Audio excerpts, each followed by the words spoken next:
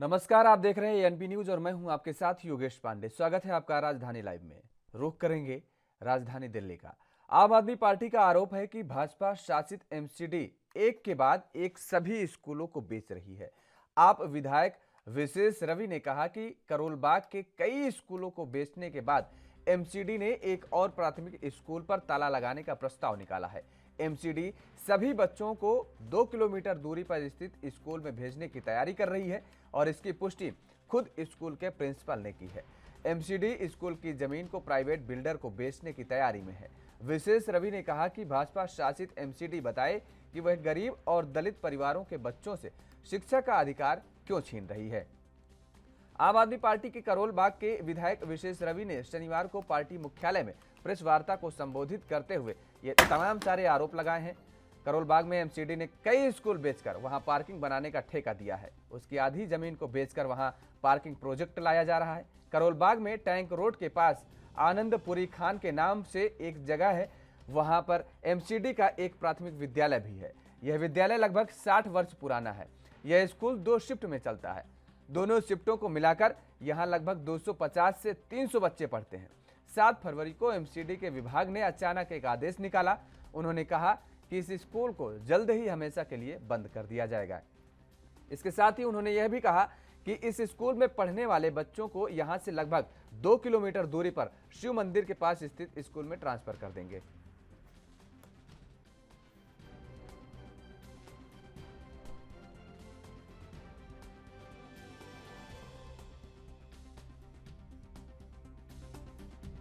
शर्मनाक घटना है। ये बहुत ही दुर्भाग्यपूर्ण घटना है कि एक के बाद एक एमसीडी अपने विद्यालयों को ताला लगा रही है, उसको बंद कर रही है। और ये जो स्कूल है, इसके बारे में हम बताएं आपको कि ये जहाँ ये स्कूल है टैंक रोड पे, इसके आसपास बहुत ज़्यादा घनी आबादी है। और जितने भी यहाँ परिवार रहते हैं, उन ये ज़्यादातर जितने परिवार यहाँ रहते हैं, 100% परिवार यहाँ पर गरीब और दलित परिवार से आते हैं। और यहाँ आसपास कोई और स्कूल भी नहीं है। अगर कोई स्कूल है तो वो प्राइवेट स्कूल है। और सरकारी स्कूल के नाम पर यहाँ इतनी बड़ी आबादी के अंदर सिर्फ एक यही स्कूल था जिसको बंद किया जा रहा है। हमारा इसमें ये कहना है कि गरीब और या दलित परिवार से जो बच्चे हैं या जो परिवार हैं, आप जानते हैं कि बामुश्किल वो अपने बच्चों को स्कूल भेज पाते हैं। जो उनकी पारिवारिक स्थिति है, जो घर के हालात हैं, उसमें वो बहुत सारे बच्चे जो हैं वो स्कूल नहीं जा पाते। और बहुत कम बच्चे, अगर परिवार में 3 बच्चे हैं या 4 बच्चे हैं, तो 1-2 बच्चे ही बड़ी मुश्किल से स्कूल जा पाते हैं।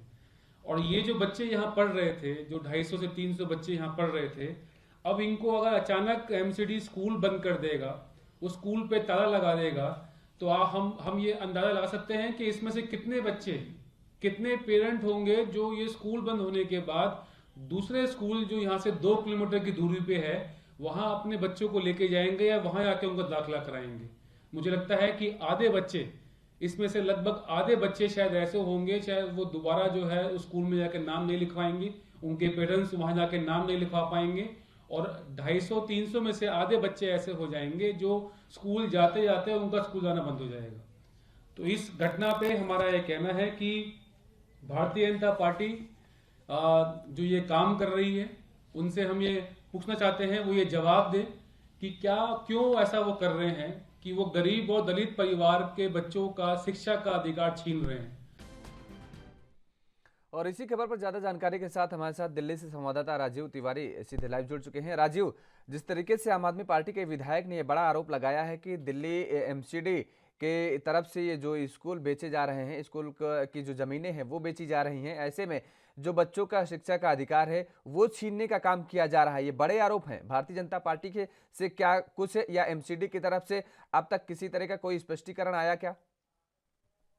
देखिए, बिल्कुल सही कहा आपने। यहाँ पर बात करें जिस तरीके से करोल बाग की, तो करोल बाग के क्षेत्र के अंदर आम आदमी पार्टी के जो विधायक हैं वो विशेष रवि हैं, और उनके पास जब जनता ने गुहार लगाई वहां के रहने वाले लोगों ने कि हम्म। स्कूलों को बंद किया जा रहा है, और जिस तरीके से एनडीएमसी के जो स्कूल है या फिर कहें एमसीडी का जो स्कूल है उसको बंद करने की जो कोशिश की गई, और लगभग 60 साल पुराना स्कूल बंद किया जाता है, तो सोचिए उनके जो उसके अंदर जो बच्चे पढ़ने वाले हैं उनका भविष्य का क्या होगा। और इसी को लेकर कल विशेष रवि ने एक प्रेस वार्ता की थी, जिसके अंदर ये कहा गया कि भाजपा जो है वो स्कूलों को बेचने के काम कर रही है, और स्कूलों की जमीन जो है वो पार्किंग माफियाओं को देने की कोशिश की जा रही है। और इसी को लेकर जिस तरीके से टैंक रोड की बात करें, जो करोल बाग स्थित है, उसके अंदर भी यही चीज देखने को मिल रही है। एक स्कूल को जो 60 साल पुराना था, कह सकते हैं एमसीडी के अंडर में आता था, उसको अब बंद करने की कोशिश की जा रही है। और लगभग उसके लिए नोटिस भी दे दिया गया है कि स्कूल को बंद कर दिया गया है। और यहाँ से 2 किलोमीटर दूरी पर एक स्कूल है, उसके अंदर उसके बच्चों को शिफ्ट किया जा रहा है। तो मगर दो जो कह सकते हैं विशेष रवि ने कहा, जिस तरीके से कि 2 किलोमीटर तक बच्चे नहीं जा पाएंगे, या फिर उनके जो पेरेंट्स है उन बच्चों को वहां तक नहीं पढ़ा पाएंगे। और लगभग 300 के करीब बच्चे बताए जा रहे थे इस स्कूल के अंदर, और सारे ही बच्चे लगभग कह सकते हैं 4 साल से लेकर 7 साल के बच्चे हैं, यानी कि छोटे बच्चे हैं जो अपने परिवार के साथ ही, यानी कि पेरेंट के साथ ही स्कूल जाते हैं। तो कहीं ना कहीं उनको भी दिक्कतें होंगी कि 2 किलोमीटर तक लेके जाना उनको पढ़ाने के लिए काफी बड़ी दिक्कतें होंगी। मगर यहाँ पर बात करें, जिस तरीके से भाजपा जो है वो इस तरीके की काम करती हुई नजर आ रही है, क्योंकि बार बार यही चीज आरोप लगते हुए नजर आ रहे हैं कि स्कूलों की जमीन को बेचा जा रहा है, स्कूलों को बंद किया जा रहा है। और लगातार कहीं ना कहीं यही दावे जो है वो सच्चाई में भी देखने को मिल रहे हैं, क्योंकि जिस जिस स्कूल की बात की जा रही है वो स्कूल वाकई में ही बंद हो चुका है। और लगभग वहां की जो जनता है वो परेशान है, क्योंकि उनके जो बच्चे हैं, जो गरीब क्लास के हैं, दलित क्लास के हैं, वो कहीं ना कहीं इसी स्कूलों के माध्यम से अपने बच्चों की पढ़ाई कराते थे। अब वो पढ़ाई जो है वो कहीं ना कहीं खतरे में पड़ती हुई नजर आ रही है। और इसको लेकर विशेष रवि के पास गुहार लगाई गई परिजनों के द्वारा, और परिजन जो है वो काफी परेशान होते हुए नजर आ रहे हैं। और देखना होगा क्या आम आदमी पार्टी इसका कोई सोल्यूशन निकाल पाती है या नहीं निकाल पाती है। मगर विशेष रवि के द्वारा भाजपा से सवाल जरूर पूछे गए, मगर भाजपा की तरफ से अभी तक इसके स्कूल को लेकर कोई भी जवाब नहीं दिया गया है। जी बिल्कुल, लेकिन राजीव, जिस तरीके से जवाब नहीं दिया गया है, ये सारी बातें ठीक है। लगातार जिस तरीके से ये बातें आरोप प्रत्यारोप का दौर शुरू है, और दरअसल अभी एक स्कूल को लेकर के जो बात बताई गई है आम आदमी पार्टी के विधायक विशेष की तरफ से, ऐसे में कितने स्कूल हैं जो कि एमसीडी की तरफ से बंद करने के काम किए गए हैं, या कितने ऐसे स्कूल हैं जो कि जो स्कूल हैं और उनकी जमीनों को बेचने का काम किया गया है? देखिए, बिल्कुल सही कहा आपने। यहाँ पर बात करें हम, जिस तरीके से विशेष रवि ने कहा, टैंक रोड स्थित कह सकते हैं एमसीडी का जो स्कूल है, इसको बंद कर दिया गया है। ये पहला स्कूल नहीं है, इससे पहले भी और स्कूलों को बंद कर दिया। हम मोती नगर की बात करें तो मोती नगर विधानसभा के अंदर भी एमसीडी के अंडर में लगभग पहले 6 स्कूल आते थे, जो कोरोना काल से पहले के थे। मगर जब जैसे जैसे कोरोना काल आया और उसके बाद में जो एनडीएमसी ने या फिर एमसीडी ने जो स्कूलों को बंद करने की कोशिश की, वहां पर भी 6 स्कूलों में से सिर्फ 2 ही स्कूल चल रहे हैं, और वो भी बहुत बड़ी बुरी हालात के अंदर है। और 4 स्कूल जो है वो बंद हो चुके हैं, यानी कि सीधे सीधे कहें स्कूलों की संख्या बिल्कुल बढ़ती हुई नजर आ रही है। उनकी जो जमीनें हैं उनको या तो पार्किंग माफिया को दिया जा रहा है, या फिर पार्किंग बनाई जा रही है, या फिर कहें भाजपा के लोगों को ही उसकी जमीन दी जा रही है। तो कहीं ना कहीं ये आरोप बिल्कुल सत्य होते नजर आ रहे हैं, क्योंकि जिस तरीके से मोती नगर के अंदर भी स्कूलों को बंद किया गया, यहाँ पर करोल बाग के अंदर भी जो एमसीडी का स्कूल है उसको बंद किया गया है, और भी स्कूलों की बात करें तो और भी स्कूलों को भी बंद किया जा रहा है। तो साफ जाहिर है कहीं ना कहीं जो बच्चों का भविष्य है वो खतरे में पड़ता हुआ नजर आ रहा है। और जिस तरीके से भाजपा को कहीं ना कहीं बच्चों के भविष्य के बारे में सोचना चाहिए था, स्कूलों को और ज्यादा बनाने की कोशिश करनी चाहिए थी। और भाजपा के द्वारा कहीं ना कहीं आम आदमी पार्टी को भी घेरने की कोशिश की गई थी कि स्कूलों को सिर्फ कह सकते हैं नया बनाया जा रहा है, ना कि नई स्कूलों को बनाया जा रहा है। बच्चों को भविष्य जो है वो बड़े बड़े वादे जो किए जा रहे हैं आम आदमी पार्टी की तरफ से, वो कहीं ना कहीं सिर्फ कागजों के अंदर देखने को नजर आ रहे हैं। मगर यहाँ पर आम आदमी पार्टी की तरफ से भी जिस तरीके से आरोप लगाए जा रहे हैं, उससे कहीं ना कहीं भाजपा भी अछूती नहीं है, और भाजपा भी कहीं ना कहीं कटघरे के अंदर खड़ी होती नजर आ रही है। मगर यहाँ पर बात करें बच्चों के भविष्य की, तो उसके लिए दोनों ही सरकारों को जिम्मेवारी अपनी निभानी चाहिए। दोनों ही सरकारों को बच्चों के बारे में सोचना चाहिए, उनकी पढ़ाई किस तरीके से होगी। गरीब क्लास के जो बच्चे हैं, क्या उनका हक नहीं है पढ़ाई करने का? ये सारी चीजें जो है वो हर पार्टी को सोचनी होगी, मगर यहाँ पर सिर्फ राजनीति ही होती नजर आ रही है। जी बिल्कुल, लेकिन क्या ये नहीं लगता है कि जिस तरीके से हाल ही में चुनाव होने हैं दिल्ली में, और उन चुनावों को लेकर के कहीं ऐसा तो नहीं कि आम आदमी पार्टी लगातार जिस तरीके से सक्रियता नजर बनाए रखी है, क्योंकि एमसीडी पर अभी भारतीय जनता पार्टी का लगातार पिछले 2 दशकों से कहें तो कब्जा नजर आ रहा है दिल्ली में। ऐसे में ये जो आरोप प्रत्यारोप का दौर शुरू हुआ है, कहीं ऐसा तो नहीं कि चुनाव को लेकर के ये जारी हुआ हो? देखिए, बिल्कुल सही कहा आपने। यहाँ पर बात करें जिस तरीके से चुनाव के मुद्दे को लेकर, क्योंकि जिस तरीके से जब भी चुनाव आते हैं तो आरोप-प्रत्यारोप का दौर ज़रूर स्टार्ट हो जाता है और यही चीज़ देखने को भी मिलती है। और जिस समय आपकी बात करें तो इस समय भी यही चीज़ देखने को मिल रही है कि 2022 के चुनाव है, अप्रैल के अंदर लगभग चुनाव हो सकते हैं। तो लगभग कह सकते हैं कि जनता के पास इस टाइम परेशानियों के अलावा कोई भी तरीका नहीं है और जनता जो है वो कहीं न कहीं नेताओं की तरफ जाती हुई नज़र आ रही है और जो नेता हैं, वो कहीं न कहीं जनता का इसी चीज़ का फ़ायदा उठाते हुए नज़र आ रहे हैं। चाहे आम आदमी पार्टी की बात करें या भाजपा की बात करें या फिर कांग्रेस की बात करें या और पार्टियों की बात करें, तो लगातार कहीं न कहीं जनता को सिर्फ गुमराह किया जा रहा है। भाजपा की तरफ से जिस तरीके से स्कूलों को बंद किया जा रहा है, ये बिल्कुल देखने को मिल रहा है कि लगातार एमसीडी के स्कूल हो गए या एनडीएमसी के स्कूल हो गए, उनको ज़रूर बंद करने की कोशिश की जा रही है। दिल्ली सरकार की कहें तो दिल्ली सरकार अभी तक कह सकते हैं को कोई भी ऐसे वादे नहीं करती हुई नज़र आ रही है। बेशक दिल्ली सरकार जो है स्कूलों को नया बनाने की कोशिश कर रही है, मगर अभी तक ऐसे कोई भी स्कूल नहीं है जो ग्राउंड क्लास यानी कि एनडीएमसी के या फिर एमसीडी के जो स्कूल हुआ करते थे, उनको बनाने की कोशिश की गई है। सिर्फ दिल्ली सरकार अपने अंडर में जो स्कूल है, उनको ही ज़रूर बेहतर करने की कोशिश की जा रही है। मगर जिस तरीके से गरीब क्लास के जो तबके के जो लोग हैं या फिर उनके जो बच्चे हैं, उनकी पढ़ाई ज़रूर छिनती हुई नज़र आ रही है और जिस तरीके से ये कह सकते हैं टैंक रोड स्थित स्कूल को बंद किया गया है और 2 किलोमीटर तक बच्चे सुबह-सुबह नहीं जा पाएँगे, तो कहीं न कहीं ये भी बताया जा रहा है कि बच्चे जो है वो कहीं न कहीं अपनी पढ़ाई जो है वो बीच में ही छोड़ सकते हैं। तो इस पे बिल्कुल साफ ज़ाहिर है, कहीं न कहीं बच्चों की पढ़ाई ज़रूर रुकती हुई नज़र आई है। मगर देखना होगा भाजपा इसके बारे में क्या कदम उठा पाती है या नहीं उठा पाती है या फिर आम आदमी पार्टी इसको चुनावी मुद्दा बनाएगी? जी। बिल्कुल राजीव, चुनावी मुद्दा बनना लाजमी है क्योंकि जिस तरीके से शिक्षा को लेकर के लगातार सवाल उठाए जा रहे हैं और शिक्षा को लेकर के लगातार आम आदमी पार्टी ये कहती नजर आती है कि दिल्ली में उसने शिक्षा के स्थिति को, जो हालात थे, जो बद से बदतर थे, उसको सुधारने का काम किया है, स्कूलों को संवारने का काम किया है। ऐसे में जाहिर तौर पर है कि आम आदमी पार्टी ये बड़ा मुद्दा उठा सकती है आने वाले एमसीडी के चुनाव में। लेकिन क्या लगता है कि शिक्षा को लेकर के जिस तरीके से आम आदमी पार्टी सक्रिय नजर आती है, बड़े बड़े दावे करती है, ऐसे में अब देखिए भारतीय बिल्कुल जनता पार्टी की तरफ से जो बातें कही जा रही हैं या जो स्कूलों को लेकर के ये बड़े काम किए जा रहे हैं, वो क्या तर्क दे रही है ये मुझे नहीं पता है। लेकिन ऐसे में क्या वास्तव में दिल्ली सरकार इसको लेकर के मुद्दा तो बनाएगी बनाएगी, लेकिन क्या बीजेपी की तरफ से जो ये कहा जा रहा है कि शिक्षा को लेकर के वो भी बेहद संवेदनशील है, क्या ऐसा लगता नजर आ रहा है क्या आप?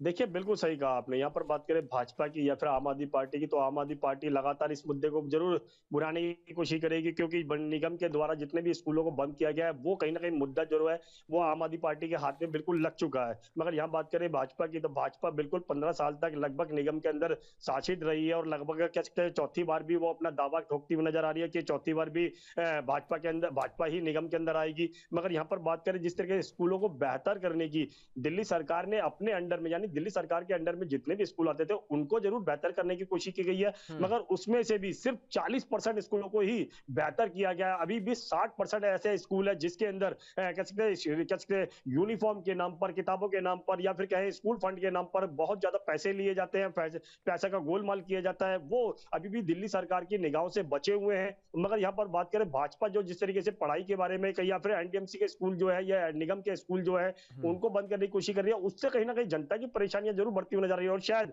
आने वाले दिनों के अंदर करोड़बाग के वार्ड के अंदर जितने भी निगम पार्षद भाजपा की तरफ से खड़े होंगे उनको जरूर खटका होता हुआ नजर आएगा, क्योंकि जो वहां की जनता है वो शायद भाजपा को वोट नहीं देगी, सिर्फ आम आदमी पार्टी को वोट देगी, क्योंकि आम आदमी पार्टी के पास ही गुहार लगाई जा रही है। मगर यहाँ पर जनता जो है वो परेशान है और भाजपा को भी और आम आदमी पार्टी को दोनों को समझना होगा कि जनता के बारे में जब उनको नेता बना के कुर्सियों पर बिठाया जाता तो जनता के लिए बिठाया गया है, ना कि अपने कार्य के लिए। यहाँ पर सिर्फ पार्टियां जो है वो अपने बारे में सोच रही है, ना कि जनता के बारे में। जी।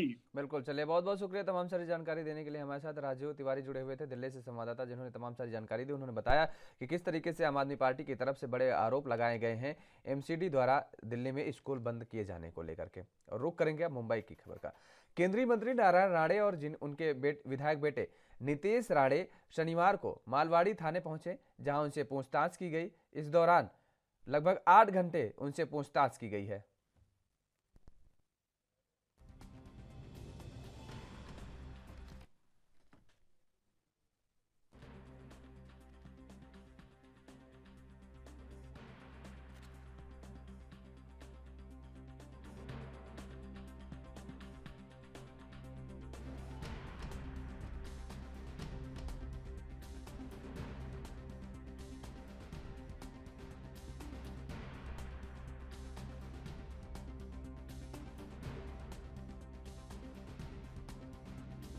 तो वहीं दिवंगत अभिनेता सुशांत सिंह राजपूत की पूर्व मैनेजर दिशा सालियान के बारे में अपमानजनक टिप्पणी करने और गलत सूचना फैलाने के मामले में उनके खिलाफ दर्ज मामले में दोनों अपने बयान दर्ज कराने पहुंचे थे। पुलिस अधिकारी ने बताया कि भाजपा केंद्रीय मंत्री और उनके बेटे दोपहर करीब 1:45 पर मालवाड़ी पुलिस स्टेशन पहुंचे। पुलिस ने उनसे करीब 8 घंटे से ज्यादा समय तक पूछताछ की और उनका बयान दर्ज किया, जिससे यहां बड़ी संख्या में राणे के समर्थक जमा हो गए और नारेबाजी की। इस दरमियान पुलिस ने बीजेपी कार्यकर्ताओं पर जमकर लाठी भांजी और कुछ लोगों को हिरासत में भी लिया। मालवाड़ी पुलिस स्टेशन के पुलिस इंस्पेक्टर सूर्यवंशी ने पहले नीतीश राणे को गुरुवार और शुक्रवार को उनके पिता नारायण राणे के सामने पेश होने के लिए नोटिस भेजा था, लेकिन उन्होंने अपने वकील सतीश मान शिंदे के माध्यम से पुलिस को सूचित किया था कि चूंकि राज्य विधानमंडल सत्र चल रहा है और इसलिए वे शनिवार को पुलिस के सामने पेश होंगे। मुंबई की सत्र अदालत ने शुक्रवार को पिता पुत्र को गिरफ्तारी के 10 मार्च तक अंतरिम राहत दी है। इन्होंने मामले में गिरफ्तारी के डर से उपनगरीय मलाड में ढिंडोसी सत्र अदालत के समक्ष अग्रिम जमानत दायर की थी, जिस पर सुनवाई 10 मार्च को होने वाली है।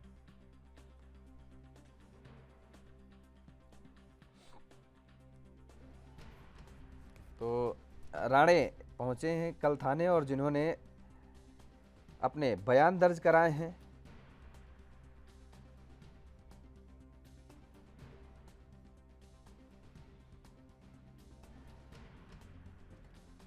राणे के वकील ने पुलिस के सामने ये कहा कि जिस तरीके से पुलिस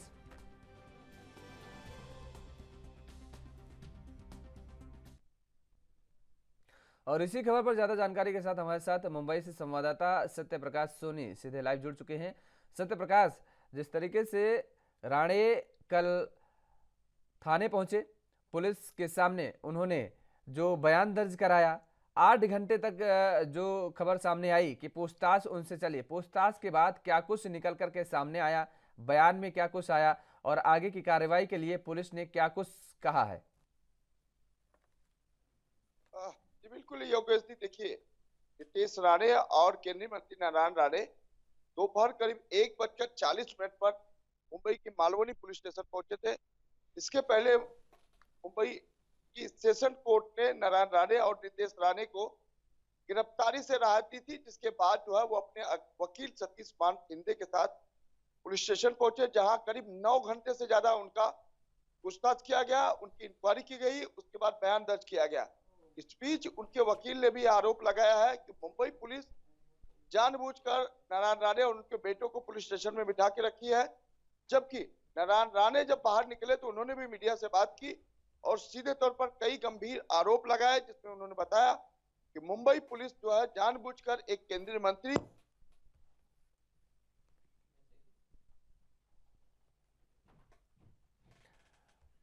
बिल्कुल सत्य प्रकाश, लेकिन जिस तरीके से ये आरोप बड़े लगे हैं और ये कहा जा रहा है कि जिस तरीके से सालियान को लेकर के कि उनके साथ जो अमानवीय व्यवहार हुआ और इसके साथ ही ये कहा गया कि उनकी हत्या की गई है, दरअसल आत्महत्या नहीं है। अब सालियान के परिजन जो हैं वो भी इस बात को लेकर के नाराज हैं कि राणे परिवार जिस तरीके से उन पर आरोप लगा रहा है, उनकी बेटी को लेकर के जो बदनाम करने की कोशिश की जा रही है सोशल मीडिया के जरिए से, ऐसे में भारतीय जनता पार्टी के नेता लगातार राणे के समर्थन में उतरते नजर आ रहे हैं।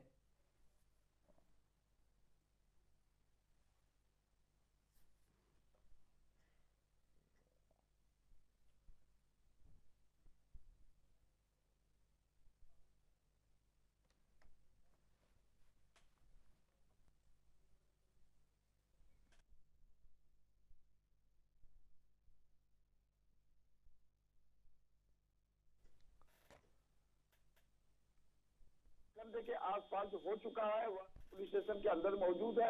हाँ। ऐसे में उन्होंने कोई नाराजगी व्यक्त की। इसको लेकर लगातार ये मांग उठने लगी कि आखिर मुंबई पुलिस इस तरह से कैसे एक हाँ। केंद्रीय मंत्री और आमदार को अंदर रख सकती है। बिल्कुल बिल्कुल, लेकिन सत्य प्रकाश, क्या लगता है कि जिस तरीके से 8 घंटे की पूछताछ चली, 8 घंटे की पूछताछ के बाद अब राणे को पुलिस की हिरासत में है या राणे को छोड़ दिया गया है? फिलहाल देखिए, आपको पहले ही बताया था कि सेशन कोर्ट ने नारायण की गिरफ्तारी पर जो है रोक लगा थी। इसी लिहाज से निडर होकर वह अपने बेटे के साथ मालवनी पुलिस स्टेशन पहुंचे थे। हम्म। लेकिन उन्होंने जो आरोप लगाया है, उन्होंने सीधे तौर पर कहा है दिशा सालियन की मौत को लेकर उनका स्टेटमेंट अभी भी वही कायम है, क्योंकि उन्होंने कहा है कि मुंबई की पुलिस ने दिशा सालियन मामले को लेकर जांच की थी, उस जांच में अधूरापन है, मतलब जांच पूरी नहीं हुई है। इसको लेकर उन्होंने कहा कि अभी भी वह अपने बातों पर कायम है और पीछे नहीं हटने वाले। अच्छा, एक चीज और जानना चाहेंगे आपसे सत्य प्रकाश, 8 घंटे की पूछताछ आखिर चली क्या होगी? क्योंकि अगर वो अपने बयान पर कायम है तो मुझे लगता है ये तो आधे घंटे 1 घंटे का काम होगा, इसमें बयान हो जाते और तमाम सारी जो और भी पूछताछ होती वो पूछताछ कर लिए जाते। लगातार 8 घंटे एक बड़ा समय होता है और 8 से 9 घंटे पूछताछ करना पुलिस की तरफ से, ये अपने आप में क्या और कुछ निकल करके सामने आए हैं? क्या बयानात को लेकर के या कुछ क्या पूछताछ की गई? पुलिस के अधिकारियों के तरफ से कोई बयान जारी हुआ क्या अब तक? देखिए योगेश जी, जाहिर तौर पर अगर आपके पास कोई जवाब नहीं है और 8 घंटे से ज्यादा वक्त लेते हैं तो जाहिर तौर पर एक सवाल खड़ा होता है कि आखिर इस बीच पुलिस स्टेशन में क्या कुछ हो रहा था।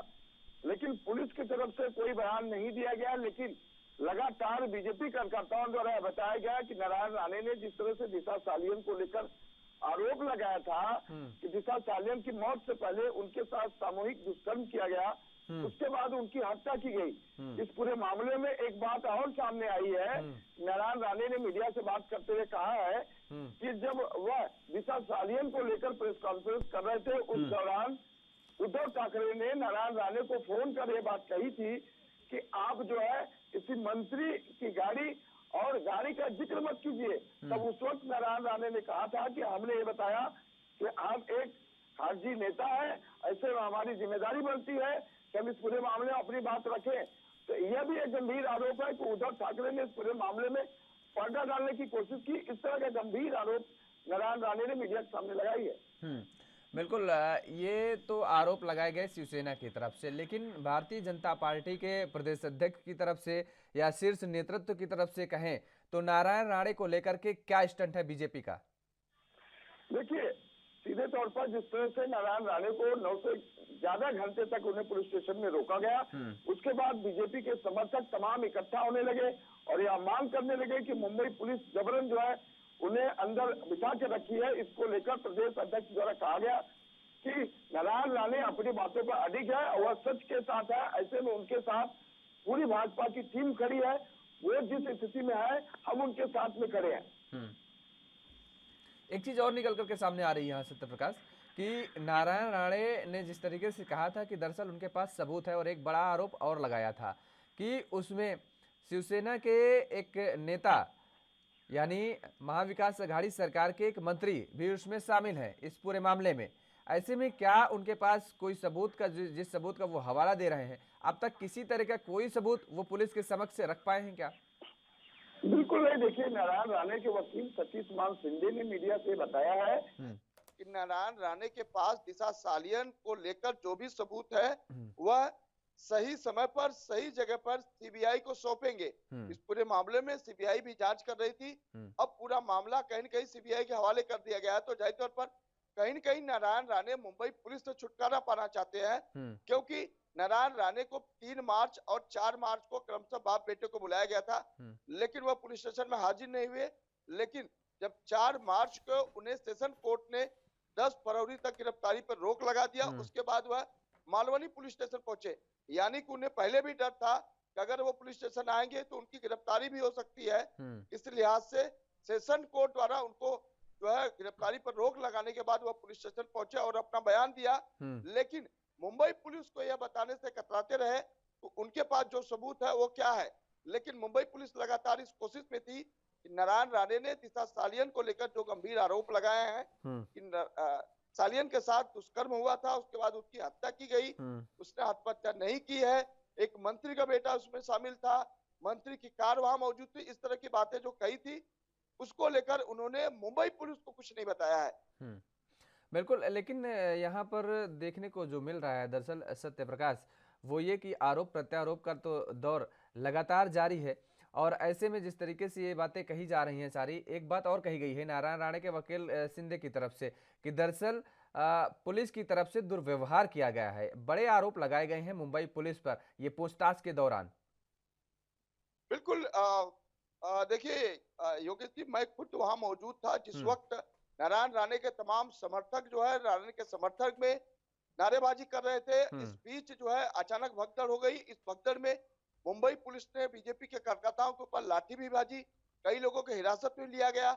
हालांकि ये मामला तब सामने आया जब नारायण राणे को 10 घंटे से ज्यादा पुलिस स्टेशन में बिठाया गया। तो इसका कहीं न कहीं जन आक्रोश देखने को मिला। एक केंद्रीय मंत्री, एक आमदार, वो भी रूलिंग केंद्र में रूलिंग पार्टी को इस तरह से किया जा रहा है, तो आम जनता का क्या होगा?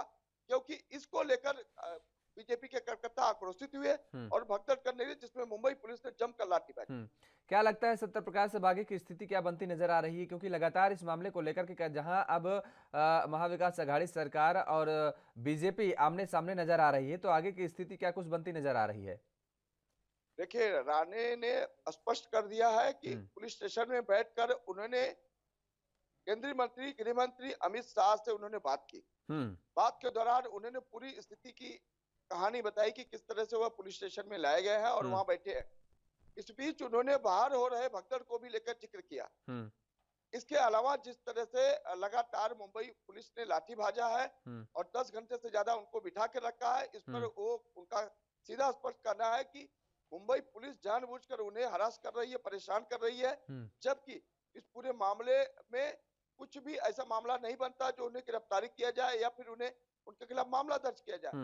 उन्होंने सीधे कहा कि हमें ये पूरी जानकारी है कि दिशा सालियन को लेकर जो मुंबई पुलिस ने रिपोर्ट दी है, उस रिपोर्ट में अधूरापन है, यानी कि गलत जांच की गई है। इस पूरे मामले में अगर सही जांच होती है तो मंत्री का बेटा और तमाम लोग इस पूरे मामले में सामने खुल सकते हैं, आ सकते हैं। इसको लेकर कहीं न कहीं सरकार आरोपियों का समर्थन कर रही है, इसलिए पूरे मामले को क्लोज कर दिया गया, बंद कर दिया गया। बिल्कुल, चलिए बहुत बहुत शुक्रिया तमाम सारी जानकारी देने के लिए। सत्य प्रकाश हमारे साथ मुंबई से संवाददाता जुड़े हुए थे, जिन्होंने तमाम सारी जानकारी दी कि किस तरीके से लगातार जो आरोप प्रत्यारोप का दौर शुरू है। नारायण राणे को पुलिस ने पूछताछ के लिए बुलाया था और एक लंबी प्रक्रिया चली, लगभग 8 से 9 घंटे ये पूछताछ चली। पूछताछ के दौरान नारायण राणे ने अपने बयान दर्ज कराए और साथ ही साथ आपको बता दें कि इस दौरान भारतीय जनता पार्टी के कार्यकर्ता वहां पर मौजूद रहे। नारायण राणे के कार्यकर्ता समर्थक भी वहां पर मौजूद रहे और तमाम सारी नारेबाजी भी की गई इस दौरान। हालांकि नारायण राणे के वकील शिंदे ने बड़े आरोप लगाए हैं पुलिस पर, मुंबई पुलिस पर। उन्होंने आरोप लगाते हुए कहा है कि दरअसल प्रताड़ना दिया जा रहा है, प्रताड़ित किया जा रहा है नारायण राणे को और गलत व्यवहार किया जा रहा है। तो इस दौरान जिस तरीके से वहां पर तमाम सारी चीज़ें देखने को मिली हैं, सामने आई हैं, और ऐसे में नारायण राणे अपने बयान को लेकर के लगातार अडिग नजर आ रहे हैं। वो कह रहे हैं कि वो समय आने पर दरअसल अदालत के सामने वो सबूत रखेंगे और अपनी बात को वो पूरी तरीके से मजबूती के साथ रखेंगे। वो अपनी बात से अभी भी नहीं पलट रहे हैं, उन्होंने जो बयान दिया था उस पर वो अडिग हैं।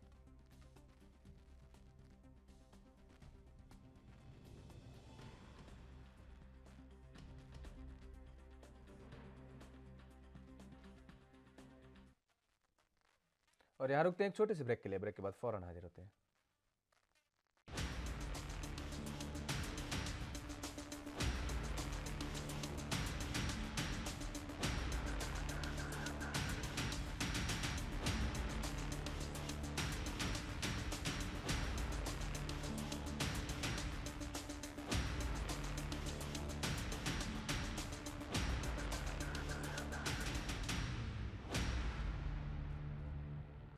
और ब्रेक के बाद एक बार फिर आप सभी का स्वागत है। अब रुख करेंगे उत्तर प्रदेश की राजधानी लखनऊ का।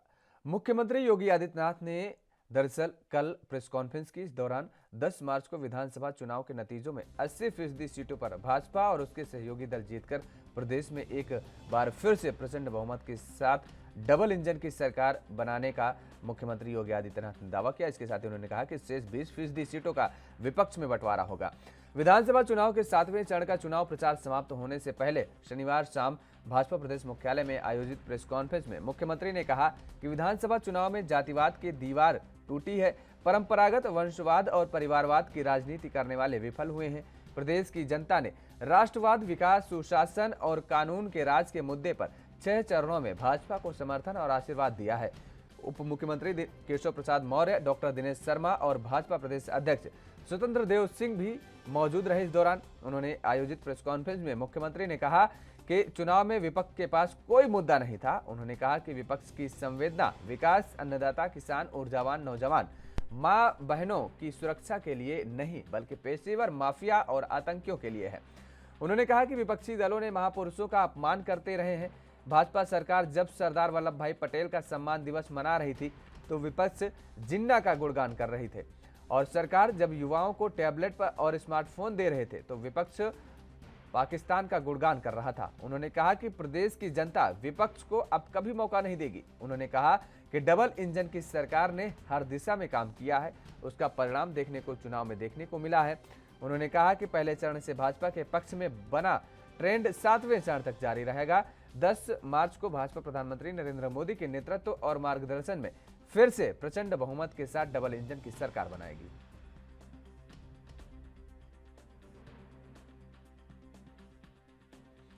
तो मुख्यमंत्री योगी आदित्यनाथ ने भारतीय जनता पार्टी के कार्यालय में प्रेस वार्ता करते हुए ये बड़ा दावा किया कि भारतीय जनता पार्टी एक बार फिर से पूर्ण बहुमत की सरकार उत्तर प्रदेश में बनाने जा रही है और विपक्ष को दरअसल इस दौरान कुछ भी हाथ लगने वाला नहीं है। 80% मतदाता भारतीय जनता पार्टी के साथ है और 20% में विपक्ष का बंटवारा होगा, मुख्यमंत्री योगी आदित्यनाथ ने कहा।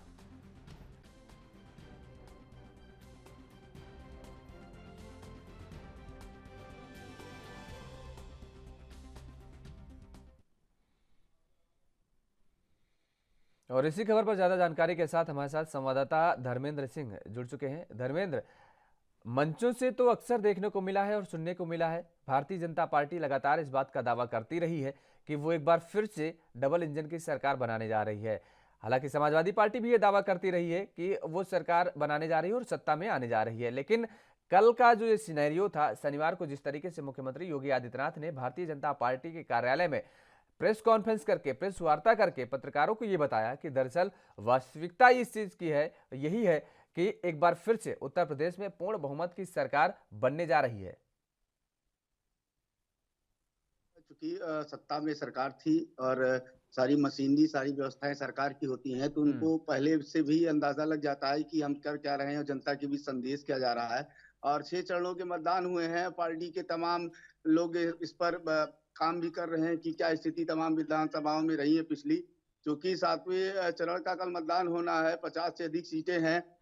मुख्यमंत्री योगी आदित्यनाथ से लेकर नरेंद्र मोदी जी लगातार बनारस में थे और उन्होंने वहां पर रात बिताई और पूरी तरह से वहां के लोगों के मन को टटोला और समझा, वहां के एक संदेश भी दिया। और तमाम ऐसी स्थितियां पैदा हुई जिससे एक माहौल बना है 7वें चरण में कि ज्यादा से ज्यादा सीटें खींच ले जाएं, जिससे कोई कोर कसर न रह जाए बहुमत बनाने में, इनको सरकार बनाने में इनसे। हालांकि जो भी अभी तक समीकरण सामने आ रहे हैं उसमें ऐसा अनुमान जरूर लगाया जा रहा है कि भाजपा पुनः सत्ता में वापसी कर सकती है। लेकिन योगेश, समाजवादी पार्टी का जिस तरह से प्रसार रहा सोशल मीडिया से लेकर, और सड़कों पर जितनी भीड़ समाजवादी पार्टी में दिखी बहुत कम अमूमन देखने को मिलती है। जिस तरह से बसों से अखिलेश यादव के ने परिक्रमा की, पूरे प्रदेश की तमाम जिलों में एंट्री ली उन्होंने, और जिस तरह से स्वागत हुआ, एक माहौल बना समाजवादी पार्टी का। क्योंकि एक तरफा लड़ाई इस बार कहीं नहीं जा सकती। एक ऐसा माहौल दोनों पार्टियों ने क्रिएट किया कि सीधी लड़ाई में सपा और भाजपा आई, और अभी तक ये निष्कर्ष निकाला नहीं जा पा रहा है। तमाम छोटी चाय की दुकानों से लेकर बड़े बड़े मंचों पर ये इन बातों को लेकर अभी भी विचार एक बना हुआ है कि आखिर सरकार किसकी आ रही है। अभी तक ये चीजें स्पष्ट हम न कह सकते हैं, न सरकार के लोग कह रहे हैं। ये जरूर है कि भाजपा 80 और 20 की बात कर रही है। कल की प्रेस कॉन्फ्रेंस में योगी जी ने सीधे तौर पर ये बात कही कि हम 80-20 की लड़ाई लड़ रहे हैं, हम 80 में लड़ रहे हैं, हमारी सरकार बनने जा रही है। उन्होंने अपने तमाम कामों को गिनाया, अपने आने वाले अब 5 सालों में जो उनको करना है वो भी उन्होंने रखा। क्योंकि एक संदेश था ये 7वें चरण को लेकर भी, और ये कहना भी वो चाहते थे कि हमने जनता के बीच विश्वास पैदा किया, जनता ने हमें स्वीकार किया। और सबसे बड़ी बात है कि जो तमाम जातियां थी जो कभी भाजपा की तरफ मुड़कर भी नहीं देखती थी, उन तमाम जातियों को, ऐसे कोई कास्ट मैटर इसमें नहीं आया। सभी जातियों के लोगों ने इस बार भाजपा को मत किया है, वोट किया है। तो ऐसे में उनको लग रहा है कि एक माहौल बन रहा है कि हम सरकार बनाने जा रहे हैं। और तमाम गिनती गिनाई उन्होंने, दोनों डिप्टी सीएम साथ में इनके थे। और आपको बता दें कि भारतीय जनता पार्टी का ये 7वां चरण उनके लिए लकी साबित होगा कि नहीं होगा, ये बड़ा सवाल है। लेकिन जिस तरह से मेहनत काशी में हुई है, आने वाले 2 दिनों में समाजवादी पार्टी के राष्ट्रीय अध्यक्ष भी शिव के दरबार में गए और राहुल राहुल गांधी और उनकी प्रियंका गांधी भी भगवान के दरबार में गई। सबने मांगा कि सरकार बने, लेकिन सपा और बसपा की लड़ाई में अब देखने वाली बात होगी, क्योंकि समय बहुत ज्यादा नहीं है, 3-4 दिनों की बात है। उसके बाद स्पष्ट हो जाएगा कि सरकार किसकी बनने जा रही है। लेकिन एक बड़ा सवाल है कि योगी जी ने एक संदेश दिया है कि हम जनता के बीच हमने जितना भी काम किया, 5 सालों में हमने तमाम वादे पूरे किए। कोरोना काल ने जरूर हमको पीछे कुछ ढकेलने की कोशिश की, लेकिन हमने रोजगार दिया, लोगों को बिजली दी, 18 से 24 घंटे तक हमने बिजली दी, हमने 2-2 बार राशन दिया लोगों को, घरों तक लोगों के राशन पहुंचा। तो तमाम योजनाओं का लाभ हमने दिया है, तो जनता हमको स्वीकार करेगी और पुनः हमको लाएगी कि हम 5 साल और अच्छा काम करें और ज्यादा से ज्यादा रोजगार पैदा करें, अवसर पैदा करें, उद्योग यहाँ पर उत्तर प्रदेश में लाएं, जिससे आने वाले 5 साल के बाद उत्तर प्रदेश की एक नई पहचान बने। धर्मेंद्र, यहाँ दो बात निकल करके सामने आ रही हैं। एक तो आपने पहले खुद कहा कि लहर दिख नहीं रही है किसी की, वो चाहे समाजवादी पार्टी की हो चाहे बीजेपी की हो, एक तरफा लड़ाई किसी की नहीं कहा जा सकता है और कोई नहीं इस चीज को भांप पा रहा है। अगर भारतीय जनता पार्टी ये कह रही है कि 80-20 की लड़ाई है, 80% उसके साथ है और 20% में विपक्षी दल सारे हैं, तो ऐसे में तो लहर एक तरफा होनी चाहिए, साफ तौर पर दिखनी चाहिए वो लहर, वो दिख नहीं रही है। दूसरी बात, जिस तरीके से ये कहा जा रहा है, तमाम सारे दावे किए जा रहे हैं, विकास के मॉडल को पेश किया जा रहा है, एक चीज यहां पर और आई है सामने। इस बार वो घटक दल जो छोटे छोटे थे भारतीय जनता पार्टी के साथ जो थे पिछली बार 2017 में, इस बार वो टूट करके कहीं ना कहीं समाजवादी पार्टी के पक्ष में चले गए हैं, तो ऐसे में इसका भी नुकसान उठाना पड़ सकता है। तो बीजेपी का ये अति आत्मविश्वास कहें या आत्मविश्वास कहें? देखिए, बिल्कुल, चूंकि शुरू से ही एक एजेंडा रहा है भाजपा की, हम 80-20 को लेकर चलेंगे और कल की प्रेस कॉन्फ्रेंस में भी योगी जी के ये बात सामने आई। उन्होंने तमाम अपनी योजनाएं गिनाई, तमाम बातें की। भारतीय जनता पार्टी से शुरुआत में बहुत लोग भागे, बहुत से कद्दावर बड़े नेता पलायन कर गए सपा की तरफ, और जिसको लेकर, लेकिन एक चीज और यहाँ पर बहुत जरूरी है सोचने वाली बात कि भाजपा बहुत ज्यादा किसी को मनाने नहीं गई इस बार। मौन मनोबल उन्होंने नहीं किया। भाजपा ने कहा कि ठीक है, अगर आप जा रहे हैं तो हम चुनाव लड़ेंगे। उन्होंने अपना प्रत्याशी उतारा और स्थिति आप देख रहे हैं कि स्थिति में जिस तरह का माहौल दिख रहा है, क्योंकि जो भागे हुए लोगों को बहुत अच्छी जगह भी नहीं मिली। आपको एक उदाहरण देते हैं कि अनुप्रिया पटेल भाजपा की के साथ हमेशा से रही हैं, पहले से भी रही हैं। उनकी मां कृष्णा पटेल और उनकी बहन को एक टिकट दिया गया, प्रतापगढ़ की सदर सीट से कृष्णा पटेल को उतारा गया, लेकिन ये ऐसी ऐसी सीटों पर इन लोगों को टिकट दे दिया गया जहां से इनके लिए जीतना लगता है बहुत बड़ी टेढ़ी खीर है। तो ऐसी लड़ाइयों में ऐसे लोगों को झोंक देना, ये समाजवादी पार्टी के लिए बड़ा मुश्किल समय था कि हम टिकट किसको दें, भाग के तो जरूर आ रहे हैं, क्या सारे भगोड़ों को हम टिकट ही दे देंगे तो उनके लोग कहां जाएंगे, उनके कार्यकर्ता कहां जाएंगे। तो ये बड़ा असर इसका नहीं हुआ है भाजपा पर। जो वोट बैंक है भाजपा के खिसके नहीं है। कुछ ब्राह्मण नाराज हुए, कहीं कहीं कुछ और जातियां नाराज हुई, तो ऐसा नहीं है कि समाजवादी पार्टी से ही सब खुश रहे हैं। तो भाजपा का ये मानना है कि मुस्लिम मतदाता काफी संख्या में उनकी तरफ थे, बहुत वोट उनको उन्होंने दिया है, हालांकि जाहिर वो नहीं कर रहे हैं। तो ऐसी तमाम स्थितियां और बातें आती हैं, लेकिन जो एजेंडा भाजपा का था शुरू से लेकर अभी तक का, उन्होंने कल स्पष्ट किया है और उनका कहना यही था कि हम सरकार बनाने जा रहे हैं। और जिस तरह से अभी का पश्चिम का समीकरण आ रहा है, उसको अगर हम लोग गौर से देखेंगे तो कहीं ना कहीं तस्वीर बहुत पिछले बार की तरह ही दिखेगी। बहुत ज्यादा क्रिटिकल मामला नहीं लगेगा। हाँ, ये जरूर है कि ऐसी तमाम सीटें हैं जहां पर लड़ाई बहुत कांटे की है और जहां पर ये लग रहा है कि सपा और भाजपा का जीत और हार का अंतर बहुत ही छोटा होगा। लेकिन अभी निश्चित तौर पर ये नहीं कह सकते हम, ना ही आयोग हमें ये अनुमति देता है कि हम सीधे तौर पर कह सके कौन जीत रहा है, कौन हार रहा है। लेकिन भाजपा अति आत्मविश्वास, लेकिन भाजपा का अति आत्मविश्वास ही कहेंगे इसको, कि उसने 80 और 20 की बात कही है। बिल्कुल बिल्कुल ठीक बात आप कह रहे हैं धर्मेंद्र जी। लेकिन यहाँ पर एक और बात निकल करके आ रही है कि देखिए 2017 का जो सिनेरियो था, 2014 से जो लहर चली, दिल्ली से लहर चली नरेंद्र मोदी की, वो 14 में तो चली ही, उसके बाद 17 भी रही, 19 में भी रही, लेकिन अब वो लहर कहीं ना कहीं देखिए वो दिखते नजर नहीं आ रही है। जो कहते थे कि सुनामी आ रही है, लहर थी सुनामी है, वैसा जो नज़ारा है जनता के बीच में दिख नहीं रहा है। ऐसे में क्या ये जो सभी दलों जो सभी जाति की बात की जा रही है कि सभी वर्ग के लोग भारतीय जनता पार्टी का रुख करेंगे? देखिए दलित वर्ग के लोगों को हमेशा माना गया है कि वो बीएसपी का कोर वोट बैंक रहा है, लेकिन 14 में ऐसा देखने को नहीं मिला है। 17 में भी वो वोट बैंक खिसका है, बीजेपी की तरफ गया है। लेकिन क्या वास्तव में अब की इस बार भी लग रहा है 2022 के विधानसभा चुनाव में भी वो खिसक करके बीजेपी की तरफ ही जाएगा, या फिर वो अपने कोर वोट बैंक, अपनी कोर पार्टी की तरफ वो मूव करेगा? देखिए, एक चीज का फायदा बीजेपी को जरूर मिला है।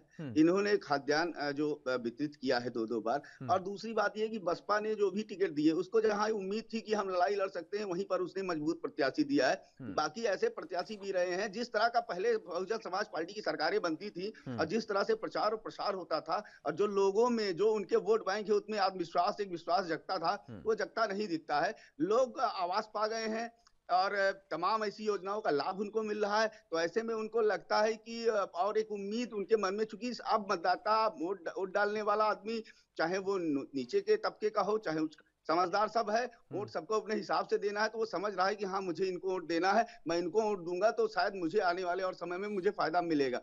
तो ये वोट बैंक का जो डाइवर्जन है ये हुआ है, और ये डाइवर्जन आने वाले 10 तारीख को भी आपको देखने को मिलेगा कि कहीं ना कहीं बसपा का बहुत बड़ा वोट बैंक भाजपा की तरफ गया है। इसको लालच कहें लोगों का या स्वार्थ कहें, उनको ये समझ भी, कुछ ऐसे मतदाता हैं जिनको समझ नहीं है कि सरकार बनने के बाद क्या करेगी क्या नहीं करेगी। उनका ये है कि मेरे लिए सरकार ने किया है तो मैं उनको वोट दूंगा। ये एक नई सोच पैदा हुई है, लोग समझदार हुए हैं, पढ़े लिखे हैं। बसपा का वोट बैंक जरूर बढ़ा है, ये भी हम कह सकते हैं कि बहुजन समाज पार्टी का जो पिछली बार 2017 का वोट बैंक था उसमें बदलाव होगा। इस बार सीटें उनकी बढ़ने की उम्मीद है, क्योंकि कहीं कहीं उनके प्रत्याशी बहुत मजबूती से चुनाव लड़ रहे हैं, पूरी उत्तर प्रदेश हो चाहे पश्चिमी उत्तर प्रदेश हो। तो कांग्रेस और नीचे जा रही है। आपको बता दें कि 5वें चरण में सिर्फ एक सीट प्रतापगढ़ की जीतती दिख रही है, रामपुर खास की कांग्रेस, और ये सीधे तौर पर, चूंकि प्रमोद तिवारी की बेटी आराधना मिश्रा हैं, वो चुनाव वहां से लड़ रही हैं, और नेता प्रतिपक्षी नेता भी हैं कांग्रेस की। तो ऐसी कुछ सीटें हैं जहां पर कांग्रेस थोड़ा सा मेहनत करती दिख रही, बाकी कहीं कांग्रेस दिख नहीं रही। तो लड़ाई सीधे सपा और भाजपा की है, और भाजपा का एजेंडा साफ है कि उसको सरकार बनानी है। अगर उसको जरूरत पड़ेगी तो कहीं से सीटें लेंगी। देखिए, आपको बता दें, प्रतापगढ़ कह दें, एक धनंजय सिंह जौनपुर से लड़ रहे हैं, प्रतापगढ़ से राजा भैया जनसत्ता दल से 2 सीटें उनकी हमेशा से जीतती रही हैं, और इस बार भी अनुमान हो कि उनकी सीटें निकलेंगी। तो कुछ ऐसी स्थितियां अगर पैदा हुई तो वो कहीं ना कहीं गठजोड़ भी तलाशेंगे, कुछ ऐसे लोगों को अपने पास लाएंगे जो समाजवादी पार्टी से भी नाराज रहे हैं। बिल्कुल। एक आखिरी सवाल धर्मेंद्र आपसे, कि जिस तरीके से पूर्वांचल का जो अब ये आखिरी पड़ाव है, जो उत्तर प्रदेश के चुनाव का आखिरी पड़ाव है, इसमें सभी राजनीतिक दल देखिए बाबा विश्वनाथ पहुंच रहे हैं, वहां पर मत्था टेक रहे हैं, किस तरीके से वहां पर पूजा अर्चना कर रहे हैं। इधर पूर्वांचल का जिक्र करें तो जातीय ध्रुवीकरण और धार्मिक ध्रुवीकरण दोनों साधने की कोशिश की जा रही है, लेकिन क्या लगता है कि वास्तव में जातीय ध्रुवीकरण के ऊपर भी कहीं धार्मिक ध्रुवीकरण बैठेगा? नहीं, ऐसा कुछ नहीं है। मुझे जो लगता है कि भाजपा पूर्वांचल में हमेशा से मजबूत रही है। कुछ सीटों में पिछली बार इन्होंने समाजवादी पार्टी जो हारी थी उस सीटों पर बहुत कम मतों से सपा हारी थी। इस बार सीटें जरूर भाजपा की कम होंगी, क्योंकि लड़ाई बहुत कठिन है। क्योंकि इस बार अयोध्या मंदिर निर्माण हो रहा है, बड़े पैमाने पर वहाँ काम हो रहा है, मंदिर निर्माण रुका भी नहीं है। तो वो मुद्दा नहीं रहा, चूंकि काम वहाँ के हो गए हैं, ट्रस्ट बन गया, बड़े बड़े चंदे आ गए हैं। लोग अब यहाँ तक एक मन में बैठ गया कितना पैसा है अब राम मंदिर के लिए, कि उनको अगर सरकार बने न बने उससे बहुत फर्क नहीं बनेगा। यानी साफ तौर पर लोग अपने मुद्दे को लेकर के निकलेंगे और मतदान करेंगे। धार्मिक ध्रुवीकरण की कोशिश करने वालों के कहीं अब दाल गलने वाली नहीं है। फिलहाल यहाँ पर रुकते हैं एक छोटे से ब्रेक के लिए, ब्रेक के बाद फौरन हाजिर होते हैं।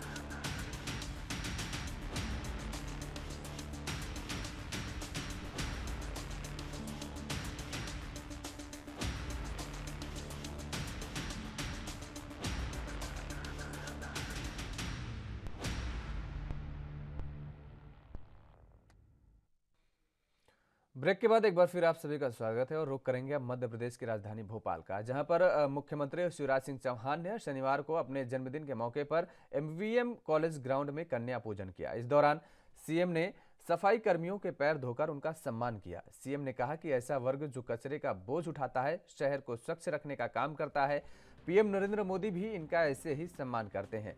यह कर्मकांड नहीं है। यदि मैंने पैर धोए और पोछे हैं तो यह हृदय से सम्मान है। उन्होंने सफाई कर्मियों को अपने हाथ में खाना भी परोसा। सीएम ने सफाई कर्मियों को कहा कि आपके परिश्रम के कारण ही स्वच्छता रहती है। कोई यह न समझे कि यह छोटा मोटा काम है। सफाई कर स्वच्छता रखने के काम सबसे बड़ा है। स्वच्छता के अभियान में भोपाल को भी नंबर 1 बना दें। इंदौर पहले से ही स्वच्छता के मामले में मध्य प्रदेश का हर शहर और गांव आगे आए। सीएम ने स्वच्छता सर्वेक्षण 2022 में कचरा मुक्त शहर स्टार रेटिंग के आधार पर सफाई कर्मियों को पुरस्कार देने की घोषणा भी की है। 1 स्टार, 3 स्टार और 5 स्टार के साथ 7 स्टार प्राप्त करने वाले शहरों के प्रत्येक सफाई कर्मियों को क्रमशः 1000, 3000, 5000 और 7000 रुपए का पुरस्कार दिया जाएगा। इसके अलावा 150 रुपए प्रतिमाह जोखिम भत्ता भी दिया जाएगा।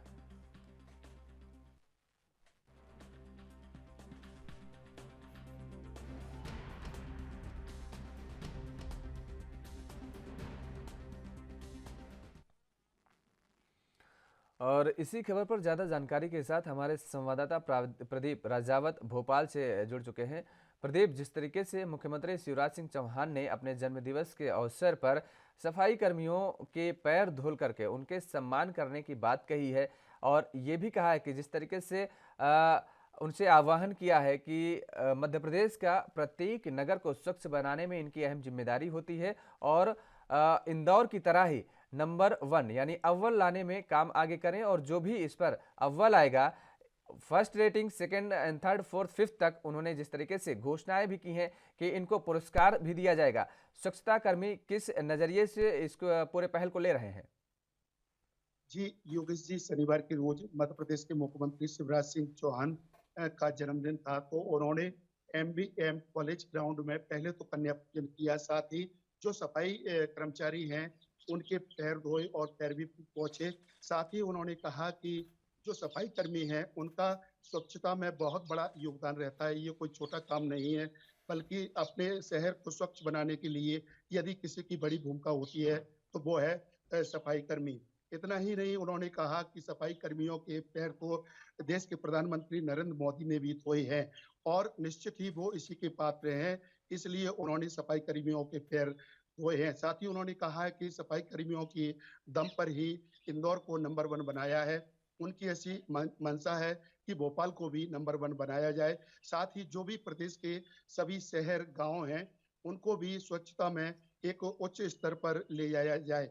उन्होंने कहा है कि रेटिंग के आधार पर जो स्टार रेटिंग है उनमें 1 स्टार, 3 स्टार, 5 स्टार, 7 स्टार के तहत जो सफाई कर्मी है, प्रत्येक सफाई कर्मी है उनको पुरस्कृत किया जाएगा, जिसमें उन्होंने कहा है कि 1000 से लेके 1000, 3000, 5000, 7000 रुपये प्रति सफाई कर्मी को पुरस्कार भी दिया जाएगा।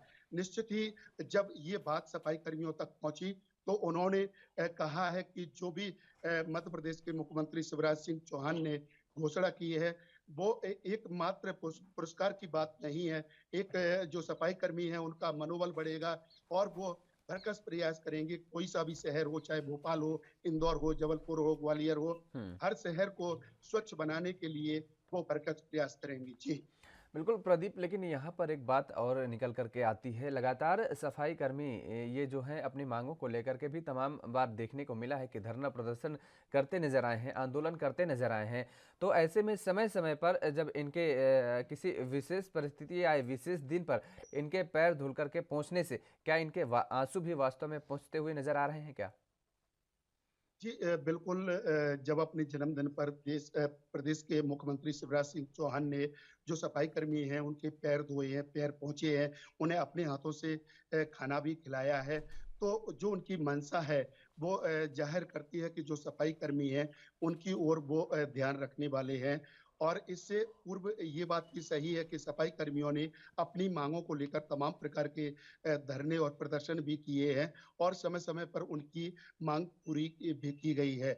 लेकिन आगामी अब हो सकता है 2023 के जो चुनाव हैं उनकी दृष्टि से देखते हुए सफाई कर्मियों के लिए जो एक सौगात दी है और किसी भी प्रकार से सौगात दी हो, जो सफाई कर्मी हैं उनकी माने तो एक जो प्रदेश के मुख्यमंत्री शिवराज सिंह चौहान की ओर से जो पहल चालू की गई है वो निश्चित ही सराहनीय है। जी बिल्कुल प्रदीप, लेकिन ये देखने को मिला है कि जब भी कोई कदम सरकार उठाती है या सरकार के बड़े नेता कोई कदम उठाते हैं तो ऐसे में विपक्ष लगातार हमलावर होता नजर आ रहा है। खासतौर पर मध्य प्रदेश में तो एक से के बयानबाज और बयान बहादुर मौजूद हैं। मध्य प्रदेश में जिस तरीके से मध्य प्रदेश की सरकार ने ये बड़ी पहल की है, स्वच्छता कर्मियों के लिए, सफाई कर्मियों के लिए ये बड़ी घोषणा की है, ऐसे में क्या कांग्रेस भी लगातार इस बात का समर्थन करती नजर आ रही है क्या, या फिर उनके नेताओं की तरफ से कोई बयानबाजी अब तक आ चुकी है अभी? वही मैं अभी बता रहा था कि जो आगामी 2023 विधानसभा चुनाव हैं, हम्म। तो अगर विपक्ष की बात की जाए तो वो कहीं ना कहीं आगामी चुनावों को लेकर जोड़कर ये सिद्ध करती है कि जो जो भी मध्य प्रदेश के मुख्यमंत्री की सफाई कर्मियों के लिए घोषणाएं हैं वो चुनावों को जोड़कर देख रही है। जी बिल्कुल, चुनावों को जोड़ करके देखा जा रहा है प्रदीप। ऐसे में लेकिन क्या लगता है कि सफाई कर्मियों के लिए जिस तरीके से उनके हित की बात की गई मध्य प्रदेश सरकार की तरफ से, मध्य प्रदेश के मुख्यमंत्री शिवराज सिंह चौहान ने खुद सफाई कर्मियों को इतने सम्मान देने की बात कही है, उन्होंने खुद अपने हाथों से उनके लिए खाना परोसा, और जिस तरीके से जो तस्वीरें सामने आई हैं, जो आप भी बता रहे हैं कि सफाई कर्मियों को पैर धुल करके पहुंचे गए और उनके सम्मान की बात कही गई, यहाँ तक कि उस बात को जोड़ दिया गया प्रधानमंत्री नरेंद्र मोदी से, क्योंकि जिस तरीके से जब प्रधानमंत्री नरेंद्र मोदी प्रयागराज पहुंचे थे और वहां पर सफाई कर्मियों के उन्होंने पैर धुले थे और उसके बाद पहुंचे थे, उनके सम्मान देने की बात कही गई थी। उसी तर्ज पर और उसी नक्शे कदम पर चलते हुए शिवराज सिंह चौहान ने भी ये एक पहल की है। ऐसे में चुनावों को लेकर के तो ये राजनीतिक दल लगातार सक्रियता बनाए ही हुए हैं। ऐसे में क्या लगता है कि कितना वोट बैंक, कितना प्रतिशत है इन सफाई कर्मियों का कि शिवराज सरकार को आने वाले समय में चुनावों में फायदा मिल सकता है? जी बिल्कुल, जैसे बात की जाए देश के प्रधानमंत्री नरेंद्र मोदी की, तो उन्होंने भी जो सफाई कर्मी थे उनके पैर धोए थे, लेकिन इसके अलावा प्रदेश के मुख्यमंत्री शिवराज सिंह चौहान की बात की जाए तो उन्होंने पैर धोने के अलावा जो स्टार रेटिंग की है, तो उसमें जो फर्स्ट है, थर्ड है, फिफ्थ है, इस प्रकार उन्होंने 1000, 3000, 5000 के इनाम के साथ साथ जो 150 रुपए प्रति माह जोखिम भत्ता देने की बात कही है, वो निश्चित ही सफाई कर्मियों के लिए एक ये बात रास आ रही है और वो अच्छी भी लग रही है, क्योंकि कहीं ना कहीं इससे उनका मनोबल बढ़ेगा और साथ ही जो प्रदेश की बात की जाए या देश की बात की जाए, गांव की, शहरों की बात की जाए, तो निश्चित ही स्वच्छता में प्रदेश की नंबर 1 होगा। जी बिल्कुल, आप ठीक कह रहे हैं। तो ये तो सार्थक पहल है प्रदीप। मुझे लगता है कि अगर जोखिम भत्ता देने की बात कह रही है सरकार, और इसके साथ ही साथ अगर स्टार रेटिंग के अनुसार उन्हें जो प्रोत्साहन राशि देने की बात की जा रही है, पुरस्कार देने की बात की जा रही है, 1000, 3000, 5000, 7000 रुपए, तो ऐसे में तो ये तो सार्थक पहल है। अगर चुनाव से पहले भी ये सार्थक पहल उठाए जा रहे हैं, सफाई कर्मियों को ध्यान में रखा जा रहा है, तो मुझे लगता है एक अच्छी बात है। लेकिन सबसे बड़ी बात यहाँ पर एक और देखने को मिलती है, सफाई कर्मियों का खासतौर पर जिस तरीके से जब वो कई दफ़ा ऐसा देखने को मिला है कि सफाई कर्मियों की सफाई करते वक्त उनकी यहाँ तक कि उनको जान भी अपने हाथ से गंवाना पड़ता है। ऐसे में सरकार को मुझे लगता है, या आपको ऐसा नहीं लगता है कि इस ओर भी ध्यान देना चाहिए, उन लोगों को इस तरफ भी कोई ना कोई सहायता राशि की तरफ या मुआवजे राशि को लेकर के कोई घोषणा करनी चाहिए, या मध्य प्रदेश ने ऑलरेडी ऐसी कोई घोषणा कर रखी है? जी बिल्कुल, ये बात सही है कि कई बार सफाई कर्मी होते हैं और सफाई करते समय कई हादसे भी होते हैं, लेकिन अब शुरुआत चूंकि की है तो कहीं ना कहीं निश्चित सराहनीय पहल है जो 150 रुपए जोखिम भत्ता देने की बात कही गई है, और इस भत्ते को भी बढ़ाया जाएगा। कहीं ना कहीं शुरुआत हुई है, तो आगामी प्रदेश की स्वच्छता की बात की जाए या सफाई कर्मियों की बात की जाए, उनके लिए एक सराहनीय पहल मानी जा रही है। जी चलिए, बहुत बहुत शुक्रिया तमाम सारी जानकारी देने के लिए। हमारे साथ प्रदीप राजावत जुड़े हुए थे, भोपाल से संवाददाता हैं। तो ये एक सार्थक पहल मानी जा रही है मध्य प्रदेश की शिवराज सिंह सरकार द्वारा। और राजधानी लाइव में फिलहाल मेरे साथ इतना ही। देश और दुनिया की तमाम खबरों के लिए आप बने रहिए ANB न्यूज़ के साथ। नमस्कार।